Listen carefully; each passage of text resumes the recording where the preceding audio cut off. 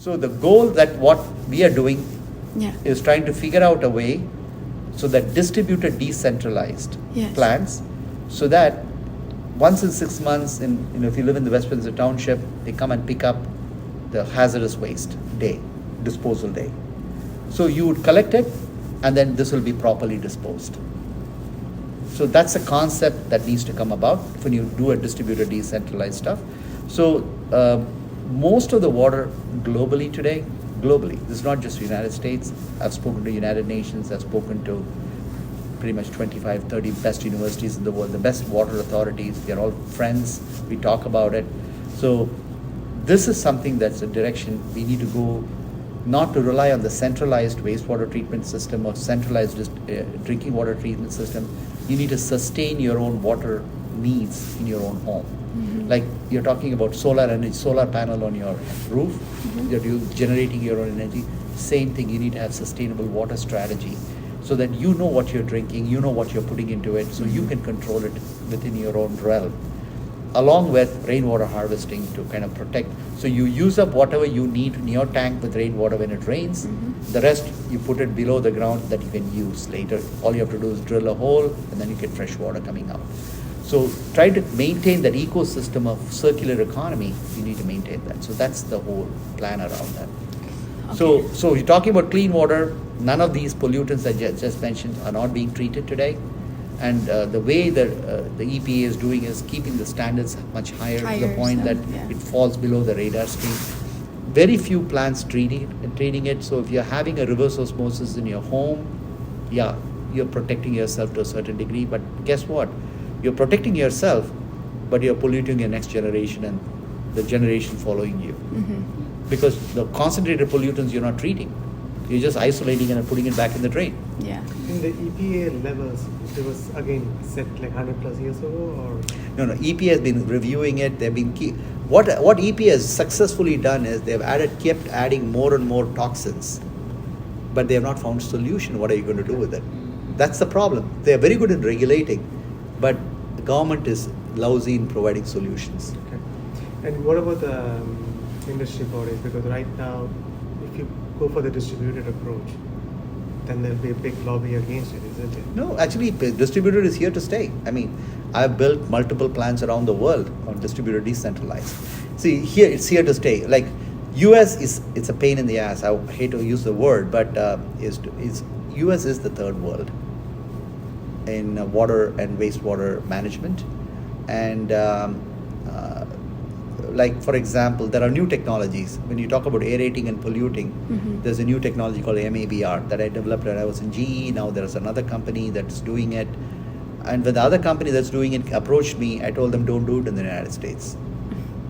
I said, why? I said, you'll never get anything done here because of the bureaucracy here in the Is US. it because of like that, like you can't enforce like that strict like dictatorship? No, it's not enforcement. People here are so conservative to the point they're not going to look at it. There's no logical thinking anymore in the US. Like what? Because when I say logical thinking is, Uh-huh. when you say, I'm going to cut down the energy consumption of a wastewater treatment plant by 90%. Mhm. Other people are gonna think otherwise, like something different. I know. So what we did a 1-year pilot at Stanford University. 1-year pilot, independent pilot at Stanford. US, we have sold 1 plant. This was done 4 years ago. Mhm. In the 4 years, I've sold 500 plants in China. Oh, okay. It's maybe like prioritization Yeah. and Because it's not prioritization, there's a general reluctance Uh-huh. to adopt a newer Oh, concepts and okay. So ideas. it's The not- very traditional old system, there's a lobby to protect, like you talked about. So that's been the problem in the United States, but that hasn't stopped us from developing technologies and going around the world. So when I say US is the third world, there are countries in the world that are adopting technologies a whole lot faster. For example, in India, you go today, you will have state-of-the-art cell phone connection even to the poorest person, and there's no more of transaction in India where there's a cash transaction. They have Paytm and then GPay. Yeah. even the vegetable cart vendor does that. Yeah. You go here in Princeton, try to go. and trying to do just outside, go 5 miles out. Half the people don't even accept credit card. That's a kind of, we are the third world. So I'm sorry for you guys. I came here 40 years ago, so that was great at that time, but US is falling way behind in technologies and so on. So, but in the case of clean water, what are your ideas? What do you want to do? This is the overall goal of what clean water is all about. I think we all sort of like started this like whole organization / like whatever that we wanted to do without like. Are you doing it just for the sake of school, or are you doing it? Oh, do no, you so- truly mean it? so- Because there are people here. Look, water industry. I want to tell you about. We are all very, very good friends. Everybody in the world, we are all very good friends. We talk to each other, and we do it as a passion because this is something that needs to change. Because you can survive. Right now, with the no water, you won't have food to eat. Yes. Yeah. Yeah. No, I would like say uh, strong. I would like strongly say that we all do come from passion. I mean, I feel like Yeah. we wouldn't really like put time out of our day to Like, work on. I started Clean Water New Jersey originally because one of my friends was talking about how they believe they were just talking about we were having a conversation about something random and they brought up like Mercer County, like they do rowing and they had to go onto Mercer County river, right? And like that area, so he's like saying, oh, it's like very like polluted there, like the lake is like very polluted there, and like I was thinking It's not that bad. it's Mercer not County that Lake bad, is- yeah, but- Mercer County Lake is not that yeah, bad. but I was so. thinking, well, what about like drinking water and things? Because I had heard things about. Did you know like, that in the Mercer past, County, yeah. you're getting most of the water from the Mercer County Lake right there. Yeah, and then later I had another conversation with someone I knew. They said, well, one of their friends, like their family, basically believed that they had a very huge history like with cancer, and they've been living here for like not in this development, like in a different region in New Jersey, and they believe it's linked to the water that they consume. First of all, any house with a basement, there's radon. And What are is- you familiar with radon? We have it on. Okay, so the radon is the bigger problem here than just water. But again, this prioritizing, look, there's problem everywhere. Yeah. Okay, however, focusing on, what, if you're going to make a difference, you've got to pick and choose. Like Yeah. the 20 years, I focused on distributed, decentralized for the last 20 years, and I've built multiple plants around the world. I mean, And talking it with works. you, we realized that like even with like let's say like raising awareness on clean water, we realized that there's so many like different like small topics in between that we didn't like it's because like we can only educate ourselves like to a Yeah, point, and like- like learning like all these like minute details, like I think now like we can pick and choose. Yeah, like, the certain I think originally our kind of like main idea was maybe distribution of filters and also testing of water to see in like different communities that are unaware that there might be pollutants in their water, and so being able to test that and recognize maybe that like to create like an idea like we need change in our community also, and they like kind of spread it out like that. But I think we should also, we're trying to find our niche, kind of trying to find what specific area and like what specific, because there's multiple different types of contaminants and pollutants in water. We can't just say, oh, like we're going to test this water for like all contaminants. We have to focus on at least one or like a few. Yeah. See, when you look at most of the contaminant testing is expensive. Yeah. Okay, you need to have registered labs to get water quality tested a few $100s per sample. It's not, and that too, if you're going for metals testing or specific ingredient testing, it's going to be expensive. So unless you have a lab partner who's going to do that, it's going to be a little difficult. Or unless you have an instrument that you can walk around, and so there are simple instruments like pH measurement, all that you can get. There are some pH, about $1,000 you can get about 6 or 7 measurements that you can actually do. However, are those going to give you the indicators of the cleanliness of water? The answer is no. Okay, and so that's going to be the one problem. Bacterial growth is another issue. That's bacteria, we have not talked about bacteria, but that's another one. So the way they are addressing it by chlorination. The reason Flint had this problem is because they normally adjust the pH and let it in, and so when they have chlorine injection in the water, the corrosion is mitigated. So they took the corrosion inhibitor out to cut costs. So when they injected chlorine in the drinking water, chlorine is corrosive. So Yeah. basically they ate up the pipes. And that's how you got the lead into the water in Flint. So, so you think, if your awareness can be multiple, like for example, get a white paper, what do you think? And then basically, have, address going and speaking to, these are the pollutants that you're focusing on. And go to New Jersey, go to your councilman and so on. What are you doing about this for our own community? But you don't do it as individuals, but try to get a mass. You need to have at least 50 or 60 people that, passionate around it, go and talk to them and say, what are you doing about it in that? And if they say, no, my water is clean, then can you show me some data? And what they're going to go do is they're going to take the EPA, because EPA has statistics on every drinking water system. You can go to the EPA website. You're going to find everybody's meeting the standards. So that because the standards are this high and the pollutants are here. Yeah. So there's no way, and the way the EPA laws are structured today, if you don't measure, they'll only measure what you're, by law, that what you're asked to measure. They won't do one test more. Because if you do a test, and if it shows bad stuff, first thing is you got to report it to the EPA. What EPA does, they do a slap on the wrist and a fine. So do you think A I'm fine? more? Yeah, of course.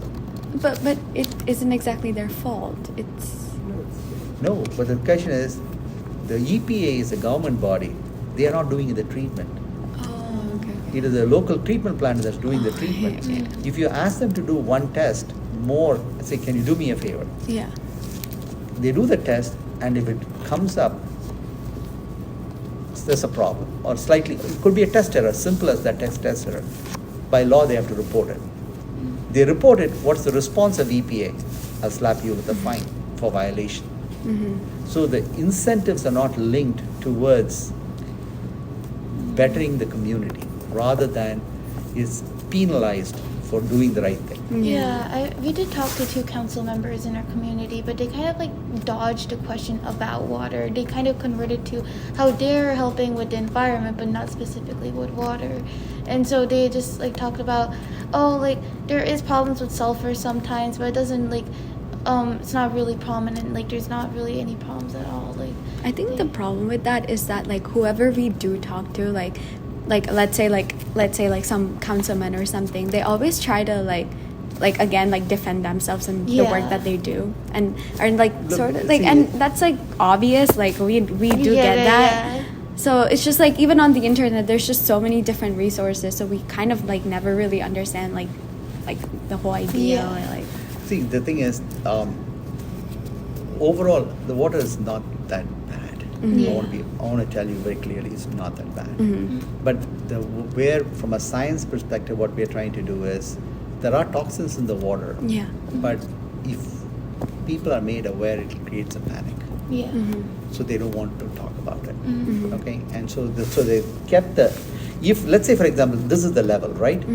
If they drop it 10%, you're going to find 20 to 30% of the plants in the United States are not compliant tomorrow. And they have to report it. If they drop it another 10%, 50% of the plants may not be compliant.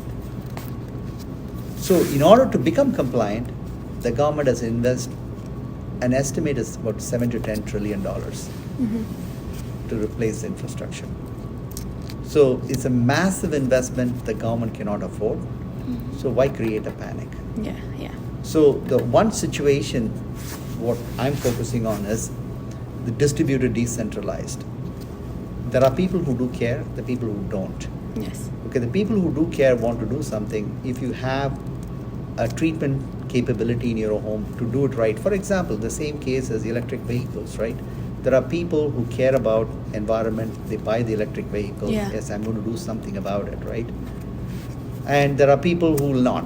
So same thing with water. There are people who have reverse osmosis under the sink and they purify the water without realizing that they're polluting and then concentrating the pollutants and discharging it, right? But that's a different story.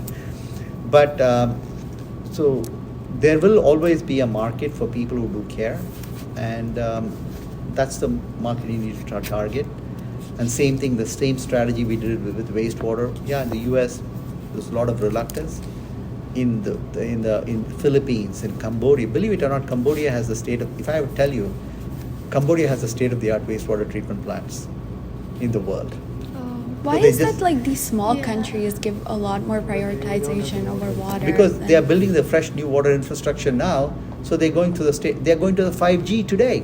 Oh, Yeah. okay. Like That's- Africa never saw landlines. Africa Yeah. and none Yeah. of the countries saw landlines because they went directly to Directly to cell cellular. Okay. So yeah, that is, yeah. So for us to completely revamp the entire existing infrastructure, because it's going to cost a lot of money. So there are some hybrid models that are being worked out. See, that's the reason it's going to take a long time, because it's a vicious circle. Somewhere it has to stop, and the only way to get out of this vicious circle, and also the $10 trillion of capital expenditure, is distributed decentralized systems. So immediately mandating you have to do rainwater harvesting. In the United States, in New Jersey, or in places even there's heavy snow and there's a lot of water, it's still mandated. Protect the water underground, fresh water. So instead of now relying on glaciers to melt and provide us fresh water, you put it in the ground and preserve it. So the storage of water from glaciers is going to go underground and protect it. Okay, so that's one.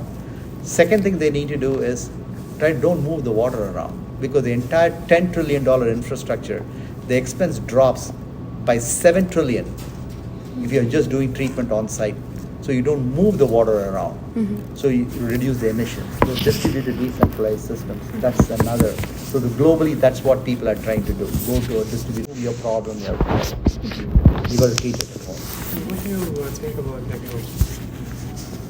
Arizona and everything? They're putting the golf courses and everything, putting the fab plant where there's no water, isn't it? Like the new. Make them, you have to generate your own. I'm not going to give you water. See, that's what happens when you completely turn like in India, Bangalore. Yeah. You're from Bangalore. So, Bangalore, you cannot build an apartment building because the government will not give you drinking water and sewage water. Because they cannot afford to put more pipes. Yeah. There's only so much water from Kaveri that's provided. So, they're cutting out completely.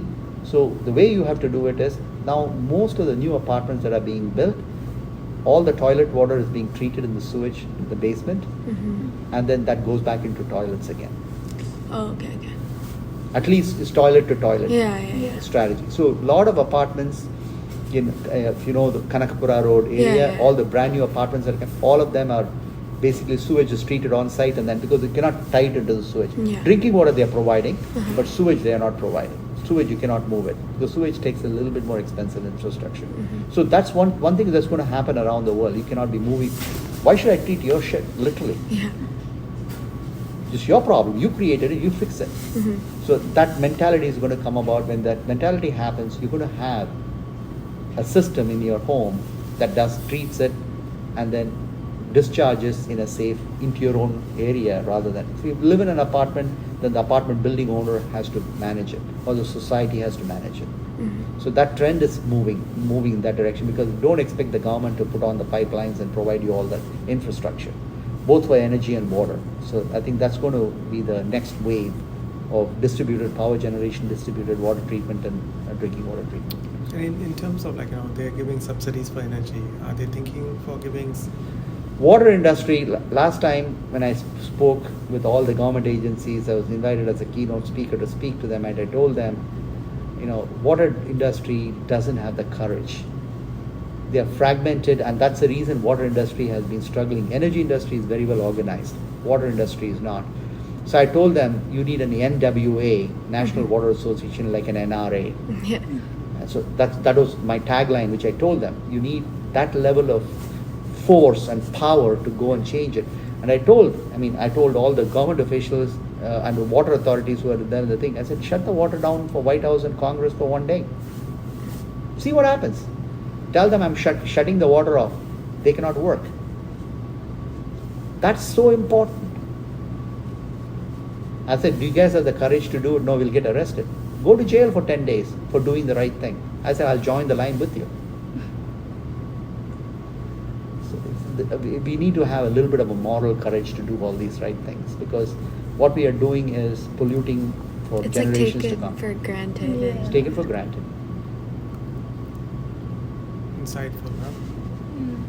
Did you guys learn anything new? Yeah, we learned Yeah, about- I think- mean, we have talked to a lot of we have like Googled stuff and we have talked to people, but like I think this is the first time that we have like truly understand like all the vocabulary or like even the whole process as the whole. You should Like- actually. like I think like it was very insightful. Like I think I think we also learned like the problem not only is just like there is like contaminants in water in certain Yeah. places, but also how can we resolve that while also being in a country that's not trying to be progressive, is trying to be more Yeah. concerned about. I mean, there the are opinion like a lot of citizens. political like problems like with that. the belief. There are, you should actually go and visit a drinking water treatment plant and a wastewater treatment plant. Okay. Mm. Mm-hmm. Okay, and then you will get a better idea. Okay. And then see what happens, because people flush their toilet and then they don't care where it goes, right? Mhm. But you should actually go. A lot of stink, a lot of things. But if you don't fix it, with the population growth that we have, so it's like a trifecta of problem that we're going to face. Water, fresh water is coming down. Mm-hmm. Okay, contamination is increasing. Population is increasing. The food needs are increasing, along with the water needs are going to go up. With population need increasing, more mouths to feed, more food needs are coming. If the water use efficiency is not monitored and managed, you're not going to have enough water to grow the food. It's going to be a huge problem, and people are realizing it. In third world countries are a lot more savvy. The prices have gone up. If you go to Chennai, the times when there was no water in Chennai, you used to pay 5,000 rupees at a trailer Okay. to deliver water to you. Oh, wow. Yeah. And 5,000 rupees a It's a trailer, lot. which will last for a month. Think about it. People are making 50,000 to 70,000 rupees a month. 10% of their salary was being spent on water. 10%. Wow. And Chennai is also the whole. They start building houses on the lakes on the top of the. Yeah, lakes. they ruined all. They took all the lakes out. And then they- Politicians. So those are the things. But you're on a right track, and hopefully you take this as a career, because this, unless the younger generation gets into, you go to the water and wastewater treatment industry, it's all old, 70 people in the 60s and 70s. They're retiring. Very few people, because people like to work with this. Yeah. People die. That's the reason I said go and take a walk through a sewage treatment plant. I mean, how did you come about like this profession or like the career, like all that? I've been in the water industry indirectly and directly over the last 3-4 decades. Started with plastic raw materials, which went into that, and I'll be the first one to put my hands up and say, a lot of microplastics. What we didn't mention about was microplastics in the water. I was one of the primary culprit for doing that. So when I was early in my career, I got into flexible packaging films. We supplied every Snickers bar, every Mars bar, every Frito-Lay potato chip bag, metallized polypropylene, polyethylene film. Globally, we developed the industry for flexible packaging. The reason I was gung-ho about that was thermoplastic is it can be recycled. Yes. But unfortunately it was not fully recycled. It got into the environment, they degraded, created microplastics which came into water. Then I moved to water. 20 years ago I said, I'm done with the plastics, I don't want to be. Then came into water, and then I joined General Electric as a chief technology officer for the water business. Did multiple acquisitions to build a water platform, and looked at cleaning contaminated water. Industrial water, municipal water, desalination, wastewater treatment.